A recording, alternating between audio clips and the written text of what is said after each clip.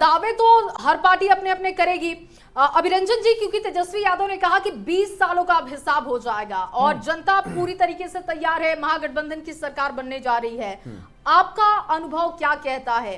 क्या ये जो तस्वीर जो अभी की सत्ता है उसी के साथ आगे बढ़ेगी या फिर बदलाव की जो बात कही जा रही है उस पर आप क्या रिएक्ट करेंगे? देखिए, दोनों पक्षों के अपने अपने दावे हैं और दोनों के दावों में दम है। एनडीए की तरफ से हम ये देखते हैं कि जिस गठबंधन के साथ नीतीश कुमार पिछले 20 साल से रहे वो गठबंधन जीता है। यहां तक कि राजद के साथ भी नीतीश कुमार रहे तो राजद का गठबंधन भी जीता। तो इस बार जेडीयू से महेश जी हमारे साथ जुड़ गए हैं। चुनाव तारीखों का ऐलान हो चुका है। महेश जी, क्या प्रतिक्रिया आपकी पहली होगी और कितनी तैयारी है आपकी?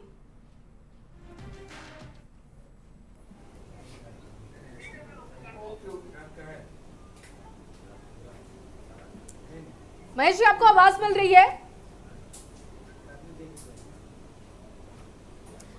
आवाज नहीं पहुंच पा रही है। अभिरंजन जी, आप अपनी बात पूरी कीजिए। और जहां तक महागठबंधन का सवाल है, देखिए उनके लिए ये बात ठीक है। इस वक्त की बड़ी खबर, तेजस्वी यादव ने सरकार बनाने का दावा किया है। देखिए, तेजस्वी यादव ने कहा कि चुनाव में महागठबंधन की जीत का हमने पहले भी ऐलान किया है और एक बार फिर से जब चुनाव तारीखों का ऐलान हो चुका है तो उन्होंने अपनी बात दोहराई है। जनता की जीत का शंखनाद हो चुका है। तेजस्वी यादव का ये बयान बता रहे हैं, ये तारीख बिहार के सुनहरे भविष्य की तारीख है। चुनाव तारीखों के ऐलान के बाद लगातार अलग अलग दल अपने अपने दावे कर रहे हैं और इस बीच तेजस्वी यादव ने एक बार फिर से सरकार बनाने का दावा किया। कहा चुनाव में महागठबंधन की जीत होगी, क्योंकि लगातार सीएम फेस को लेकर देखिए सस्पेंस है। कांग्रेस कुछ और कहती है। अगर वोटर अधिकार यात्रा की बात की जाए, उस वक्त भी चाहते थे तेजस्वी की राहुल गांधी बोल दे कि वही सीएम चेहरा होंगे, लेकिन ऐसा हुआ नहीं। महेश जी, आपको आवाज मिल रही है क्या? मिल रही है जी। चुनाव तारीखों का ऐलान हो चुका है। 2 फेजेस में बिहार का इलेक्शन होने जा रहा है। क्या आपकी प्रतिक्रिया होगी? कितनी तैयारी है? देखिए, बिल्कुल स्वागत है इलेक्शन का। और आप जानते हैं कि हमारे नेता आदरणीय नीतीश कुमार जी जो 20 वर्षों में बिहार में जो काम किया है, उस आधार पे हम लोग जनता के बीच जाएंगे और जनता को बताएंगे कि हमने आपके लिए, आपके वेलफेयर के लिए जो कार्य किया है उसके लिए आपको नीतीश कुमार जी को, विकास को अगर आप पसंद करते हैं तो आप इन्हें वोट करें। तो इसमें कहीं कोई दिक्कत नहीं है। हमारी पार्टी हमेशा से जनता के जी। महेश जी, अभी तेजस्वी यादव का बयान हमने अपनी स्क्रीन पर सुनाया। वो ये कह रहे हैं कि 20 सालों में कुछ नहीं हुआ। उन्होंने जो दावे किए हैं उनके मुताबिक 20 सालों से गिड़गिड़ाने वाला सीएम है, अब एक दहाड़ने वाला सीएम चाहिए। वोट देने वाला राज्य बना और बिहार में क्योंकि डबल इंजन की सरकार है, अच्छा काम कर रही है, तो 14 नवंबर को आएगा एनडीए, छाएगा एनडीए, जीतेगा एनडीए, सरकार बनाएगा एनडीए। और देखिए संतोष, आप जिस बात की चर्चा कर रहे थे वो हम ज्ञानेश जी से जानेंगे, लेकिन इससे पहले हमारे साथ वरिष्ठ पत्रकार अभिरंजन जी भी जुड़े हुए हैं। अभिरंजन जी, देखिए 2 मुख्य गठबंधन है, एनडीए घटक दल है और महागठबंधन है, लेकिन इन सब के बीच अगर हम प्रशांत किशोर की बात करें तो उन्हें भी इस चुनाव से इतर नहीं देखा जा सकता। उनका कितना प्रभाव इस विधानसभा चुनाव में देखने को मिलेगा, इस पर आपकी प्रतिक्रिया चाहेंगे? प्रभाव तो है उनका, क्योंकि जिस तरह के मुद्दे उन्होंने उठाए हैं, भ्रष्टाचार के, राजनीति के, अपराधीकरण के, उस पर चर्चा तो बिहार में हो रही है। और खास करके युवा वर्ग में मैंने कुछ मात्रा में देखा भी है कि कुछ लोग कह रहे हैं कि उनको वोट देंगे। लेकिन बिहार में चूंकि बड़ा बंधा हुआ इलेक्शन होता है, 70% वोट जो है दोनों गठबंधनों में पूरी तरह से फिक्स है बिहार में, और उसमें मुझे कोई बदलाव होता हुआ दिखाई नहीं देता है। 10% वोट जो है किसी भी चुनाव में अलग अलग पार्टियों में, निर्दलियों में, नोटा में चला जाता है। तो और जो बचे 20% उसमें भी बहुत बड़ी संख्या उन लाभार्थियों की है जो विभिन्न जन कल्याणकारी योजनाओं के प्रभाव में वोट डालेंगे। तो ये बात जरूर है, सभी लोग कह रहे हैं 10-12% तक अगर वो वोट लाते हैं प्रशांत किशोर तो कोई हैरानी की बात नहीं होगी। लेकिन जितने वोट वो लाते हैं उससे बड़ी बात उनकी इस चुनाव में ये होगी कि वो किसके वोट ज्यादा काटते हैं। महागठबंधन जो दावा कर रहा है कि हम सरकार बना सकते हैं, तो मुझे लगता है कि उनकी उम्मीद की एक किरण जो है प्रशांत किशोर भी हैं। अगर प्रशांत किशोर एनडीए के वोट ज्यादा काट पाए, जिस तरह से पिछले चुनाव में चिराग पासवान ने काटा था जेडीयू का वोट और लगभग 25 सीटों पर उनको प्रत्यक्ष तौर पर हरा दिया था जेडीयू के लोगों को, तो अगर उस तरह की भूमिका इस बार प्रशांत किशोर की पार्टी निभा पाती है तो मुझे लगता है ये उनकी सबसे बड़ी अचीवमेंट होगी। सारे पॉलिटिकल पंडित कहते रहे कि कोई भी नई पार्टी जब आती है चुनाव में तो पहला चुनाव हारने के लिए, दूसरा हराने के लिए, तीसरा जीतने के लिए बताते हैं। आजकल चूंकि चुनाव फास्ट हो गया है तो अगर प्रशांत किशोर पहले फेज को स्किप कर पाए और सीधा हराने वाले फेज में पहुंच जाए कि पहला चुनाव वो किसी को हरा सकें, तो मुझे लगता है कि ये उनकी बड़ी अचीवमेंट होगी और इस नजरिए से उन पर नजर रहेगी लोगों की। होगी क्योंकि बिहार में इस बार बहुकोणीय मुकाबला नजर रहेगी उन पर लोगों। और देखिए जेडीयू से हमारे साथ लगातार महेश जी बने हुए। महेश जी, आपका क्या रिएक्शन होगा? चुनावी तारीख को लेकर तो आपने कह दिया, लेकिन अभी अभी कांग्रेस के कुछ प्रवक्ताओं से हमारी बातचीत हुई, अब भी वो ये आरोप लगा रहे हैं कि ये जो ऐलान हुआ है वो एनडीए घटक दल को देखते हुए चुनावी तारीखों को रखा गया है। देखिए, हमारे पार्टी के राष्ट्रीय कार्यकारी अध्यक्ष आदरणीय संजय झा जी ने तो इलेक्शन कमीशन से एक ही चरण में चुनाव कराने का आग्रह किया था, लेकिन राष्ट्रीय जनता दल और कांग्रेस के लोगों ने तो 2 चरण में किया था। तो ये लोग तो पहले कहते थे कि इलेक्शन कमीशन जेडीयू और भाजपा के इशारे पे काम करती है, तो अब तो इन लोगों को संदेह नहीं होना चाहिए। देखिए, दरअसल बात ये नहीं है 2 चरण या 3 चरण या 1 चरण। इन लोगों का जो अपना ट्रैक रिकॉर्ड रहा है, जब इनकी सरकारें थी बिहार में, तो इन लोगों ने जो बिहार में कुकर्म किया है उस कुकर्म का डर है। हमारे नेता ने 20 वर्षों में जो काम किया है जनता के लिए, जनता पे भरोसा है हमको। हम चुनाव में जाएंगे और उसी काम के आधार पे जाकर वोट मांगेंगे। इन लोगों का जो कुकर्म है ना, उस कुकर्म से बिहार की जनता इतना परेशान है कि विपक्ष के तरफ बिहार की जनता देखना तक पसंद नहीं करती है। और ये लोग तो इलेक्शन कमीशन पे भी आरोप लगा रहे थे की और जनता देखना पसंद नहीं कर रही।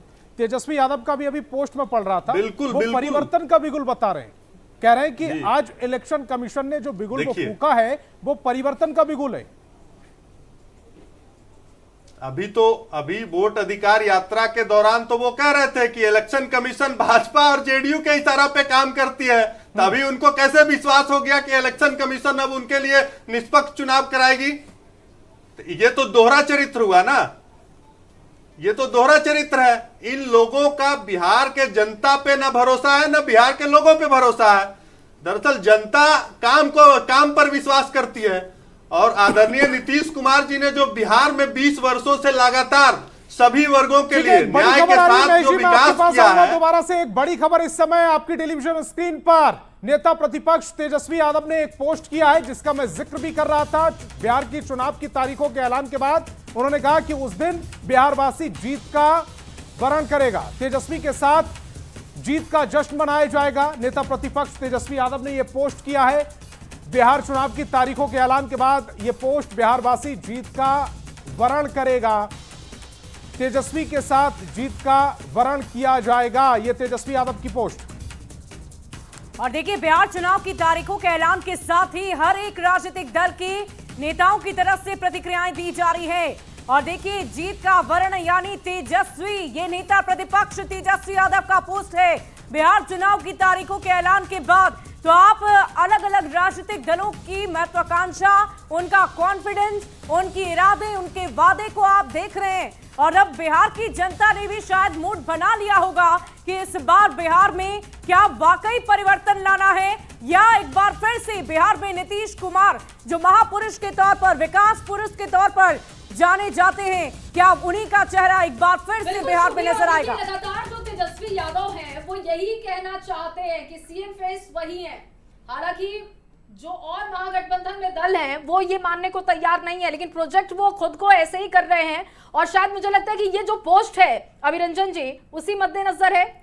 नहीं, देखिए, इस पोस्ट को मैं कई अर्थों में सकारात्मक भी लेता हूं, क्योंकि अभी तक एक एसआईआर के मुद्दे पर बिहार में विपक्ष की तरफ से पूरा एक नकारात्मक वातावरण तैयार किया गया। लेकिन अभी चुनाव आयोग की आलोचना नहीं हो रही है, चुनाव का स्वागत हो रहा है, उत्साह दिखाया जा रहा है, सरकार बनाने के दावे किए जा रहे हैं, तो ये एक सकारात्मक बात है। जीत हार किसकी होगी ये तो जनता 14 नवंबर को फैसला कर ही देगी।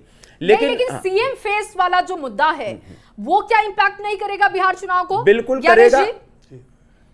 नहीं, उनके पोस्ट को समझिए तो खुद सीएम है, क्योंकि डिप्टी सीएम वो थे, और उनके पोस्ट के अगर अर्थ को समझिए तो सीएम फेस हैं। लेकिन एक क्लियर मैसेज तो होना चाहिए। वो क्लियर मैसेज वोटर अधिकार यात्रा के दौरान भी नहीं आया। कई बार तेजस्वी यादव जब जनता से मिलते हैं, सार्वजनिक मंचों से बात करते हैं, तो वो कहते हैं कि मुझे बनाइए आप सीएम। नहीं, उसके पीछे एक कारण, जो बड़ा कारण दिखाई पड़ता है कि आज भी जंगल राज की जो बात होती है, जब बात होती है, हालांकि मैं इस बात से सहमत नहीं हूं, लेकिन फिर भी बता रहा हूं, जंगल राज में लालू यादव के कार्यकाल की याद आती है और उनके सुपुत्र हैं तेजस्वी यादव। अगर महागठबंधन कांग्रेस जो एक मेजर स्टेक है, अगर वो ऐलान करती है तो बहुत सारे जो वोटर्स हैं या उनके जो समर्थक हैं, ऐसा कहीं बिदक न जाए, इसलिए इस बात को लेकर के मुझे ऐसा लगता है कि आरजेडी या महागठबंधन के लोग मुख्यमंत्री चेहरे की घोषणा करने से बचते हैं। लेकिन अभिरंजन जी, यहाँ पर दो चीजें निकल कर आ रही है। इससे पहले जो बयान आया उनका, अभी 15 मिनट पहले हमने अपनी स्क्रीन पर दिखाया, जब उनसे सवाल पूछा गया कि तेजस्वी की सरकार बनेगी क्या, उन्होंने कहा महागठबंधन की सरकार बनेगी। दूसरी तरफ वो अपने आप को पोस्ट में वर्ण दिखा दे रहे हैं। ये कंफ्यूजन क्या महागठबंधन में नजर नहीं आ रहा?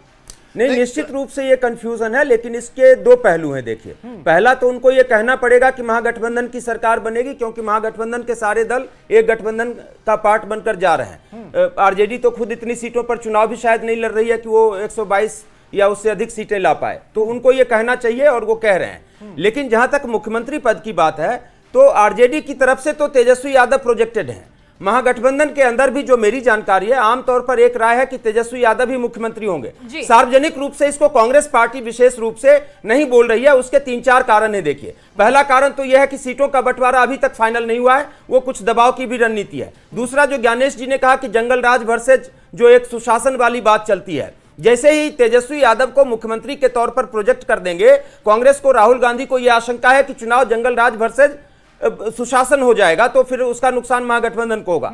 तीसरी एक बहुत बड़ी अंदरूनी जानकारी जो मेरे पास है, कहीं से कांग्रेस पार्टी को यह भी लगता है कि आईआरसीटीसी घोटाले हैं, लैंड फॉर जॉब घोटाला, इन सब घोटालों में तेजस्वी यादव का नाम है। और एनडीए की सरकार, आप जानते हैं, ऐसे कानून बनाने का प्रयास कर रही है जिसमें कि अगर किसी मामले में आप 30 दिन से अधिक जेल रहेंगे तो आपको जो है पद छोड़ना पड़ेगा। तो ये भी आशंका है कांग्रेस पार्टी को, खास करके, कि अगर तेजस्वी यादव मुख्यमंत्री प्रोजेक्ट उनको करते हैं और अगर वो बन भी जाते हैं, तो निश्चित रूप से एन केन प्रकारेण जो एनडीए की सरकार है केंद्र की, उनको इन मामलों में फंसा के जेल भेज के 30 दिन में अपदस्थ कर देगी। तो कई सारी वजह हैं। अगर कांग्रेस को ये सारे डर है, लेफ्ट कुछ कह नहीं रही, वीआईपी डिप्टी सीएम का पद मांग रही है, तो फिर तेजस्वी यादव बीच बीच में पोस्ट करके ये आग, ये चिंगारी क्यों सुलगा दे रहे हैं? नहीं, डर नहीं है। आप उनके पोस्ट से डर मत समझिए। मैंने आपको एक विश्लेषण बताया कि महागठबंधन में मुख्यमंत्री का जो फेस है, इसलिए घोषणा नहीं हो रही है। लेकिन मुख्यमंत्री अगर महागठबंधन जीतता है तो मान के चलिए आज की तारीख में कि तेजस्वी यादव ही उसके फेस होंगे। और लगभग उनके जो समर्थक हैं या उनके जो चाहने वाले हैं जानते हैं कि मुख्यमंत्री वही बनेगा। सवाल यहाँ होता है कि देखिए, चुनाव की रणनीति कैसे बनाई जाए, कब हम घोषणा करें।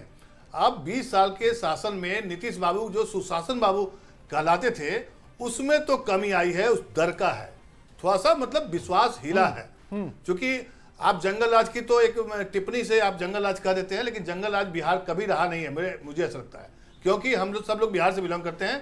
जहां कानून व्यवस्था खराब होगी वो जंगल राज कहलाएगा। और हाल के दिनों में बिहार में और आप कह रहे हैं कि आरजेडी के शासनकाल में कानून व्यवस्था खराब नहीं थी? नहीं, पूरी खराब थी। तो लेकिन जंगल राज कहेंगे तब तो हर एक स्टेट को जंगल राज कहना पड़ेगा। बीइंग ए बिहारी मैं मानता हूं, देखिए, बीइंग ए बिहारी मैं मानता हूं, जहां जहां अगर मान लिया रेप होता है, जब कुछ भी होता है, हत्या होती है, बलात्कार होती है, आप सबको जंगल राज कहिए। हाई कोर्ट की एक टिप्पणी को जिस तरीके से बिहार देखिए ज्ञानेश जी, ये वाला जो मुद्दा है ना सीएम फेस वाला, ये लगातार अभी चल रहा है और ये तब तक चलेगा जब तक सीएम फेस का ऐलान महागठबंधन नहीं करता है। क्योंकि एनडीए में देखिए ये बहुत क्लियर मैसेज है कि नीतीश के नेतृत्व में ही हम चुनाव लड़ेंगे और वही आगे भी होंगे।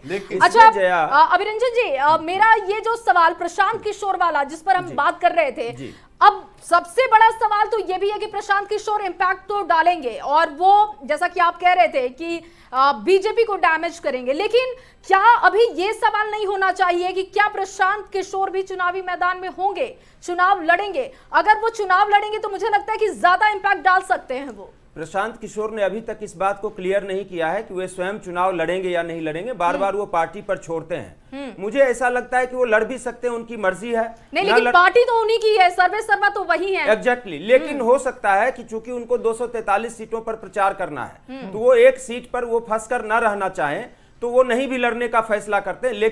लेकिन ये क्या करेंगे ये प्रशांत किशोर ही जानते हैं। एक बात तय है कि प्रशांत किशोर इस चुनाव में एक महत्वपूर्ण भूमिका निभाते हुए नजर आ रहे हैं। चाहे वो चुनाव जीते न जीते। बहुत सारे मुद्दे हैं जिस पर आगे भी चर्चा करेंगे। पॉलिटिकल पार्टियों की तरफ से लगातार रिएक्शंस भी आ रहे हैं, अपने दर्शकों को सुनवाते हैं। बिहार विधानसभा चुनाव का बिगुल बज चुका है, 2 चरण में चुनाव होंगे। बात करते हैं केंद्रीय कपड़ा मंत्री गिरिराज सिंह से। गिरिराज जी, कितने तैयार आप लोग हैं, पूरा एनडीए, पूरी बीजेपी? हम तो 360 दिन तैयार रहते हैं। भारतीय जनता पार्टी सहित एनडीए बिहार के चुनाव के लिए हर क्षण हर समय हम तैयार थे, तैयार हैं और आगे भी तैयार। आप लोगों का दावा है कि 2/3 बहुमत से हम लोग जीतेंगे। कितनी सीटों की अपेक्षा है, कितना उम्मीद करते हैं आप? हम लोगों ने तो नारा दिया है 2025 225 और फिर से नीतीश, और फिर से नीतीश। 6 नवंबर और 11 नवंबर की तारीख चुनाव आयोग तय कर दी है, तो बिहार के लोगों ने भी 6 नवंबर और 5 नवंबर को यहाँ विपक्षी, परिवारवादी, भ्रष्टाचारी, जंगल राज के साथ उनके गठबंधन के लोगों यानी विपक्ष की पार्टियों का उस दिन सफाया की तिथि भी बिहार के लोगों ने तय कर दिया। चुनाव आयोग के ऐलान के बाद अब आचार संहिता भी लागू हो जाएगी। हम लोगों ने पहले भी कहा कि बिहार की जो भौगोलिक स्थिति है, बाढ़ की जो स्थिति है, सबको ध्यान रखी जानी चाहिए, फेस्टिवल का भी ध्यान रखी जानी चाहिए। तो 2 चरणों में चुनाव के आ गए। राष्ट्रीय जनता दल पूरी कमर कस करके बिहार की जन भावनाओं के अनुरूप, जो बिहार का भावना है बिहार में बदलाव का, 2025 महागठबंधन 235, इसी संकल्प के साथ हम आगे बढ़ रहे हैं। तरीके से नहीं, एक्सपेक्टेड था, ये तो एक्सपेक्टेड ही था कि फर्स्ट वीक में होगा और 14-15 तक चुनाव कंप्लीट कराया जाएगा, 15-16 तक जो ट्रेंड रहा है पुराने 20 का 15 का। तो मैं समझता हूँ कि ठीक है, इलेक्शन कमीशन का हम लोग तो सिंगल फेज़ में भी तैयार थे, 2 फेज़ हुआ है, अच्छा है। और इलेक्शन कमीशन ने और लोगों का भी बात सुना होगा और पॉलिटिकल पार्टी का, और उसके बाद 2 फेज़ में किया है। 2 चरणों में चुनाव हो रहा है, कितनी तैयारियां हैं? नहीं, तैयारी पूरी है, कोई दिक्कत नहीं।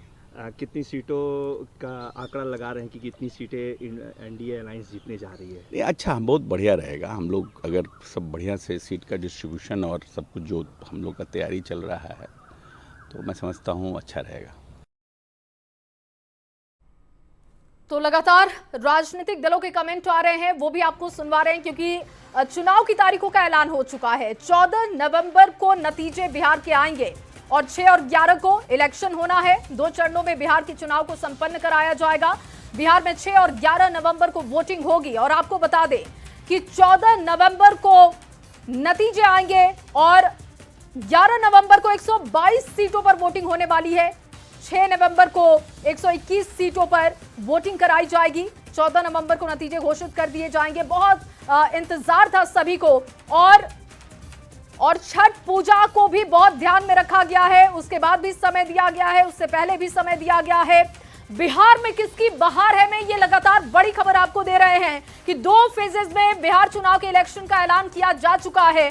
तमाम राजनीतिक दलों की तरफ से भी यही पक्ष रखा गया था कि 1 से लेकर 2 फेजेस में बिहार का इलेक्शन संपन्न होना चाहिए। उसको ध्यान में रखते हुए निर्वाचन आयोग की तरफ से तारीखों का ऐलान किया गया। 6 और आपको बता दें कि 11 नवंबर को वोटिंग होगी और 6 नवंबर को पहले चरण में 121 सीटों पर वोटिंग होने वाली है। 11 नवंबर को 122 सीटों पर वोटिंग होगी और 14 नवंबर को बिहार चुनाव के नतीजे आने वाले हैं। दावे, इरादे बताए जा रहे हैं और बिहार में किसकी बहार है, मैं लगातार ये बड़ी जानकारी आपको दे रहे हैं।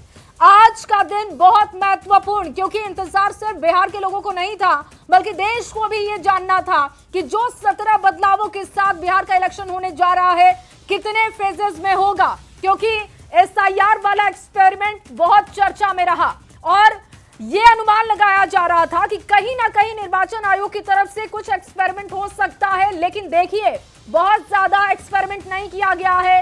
बिहार की जनता को ध्यान में रखा गया है, उनके विचारों को ध्यान में रखा गया है, उनके लिए सहूलियत की गई है। 2 फेजेस में ये इलेक्शन संपन्न होगा। 11 नवंबर को 122 सीटों पर वोटिंग होगी। इससे पहले हमने आपको बताया कि 6 नवंबर को 121 सीटों पर वोट डाले जाएंगे। 14 नवंबर का दिन बहुत महत्वपूर्ण होगा। 14 नवंबर को चुनाव के नतीजे घोषित किए जाएंगे और फिर पता चलेगा। पूर्ण रूप से हम लोग तैयार हैं। जनता के बीच में चुनाव में हम लोग अपने काम पर जा रहे हैं, तो काम के आधार पर जाएंगे तो स्वाभाविक है जनता के बीच में तैयारी है।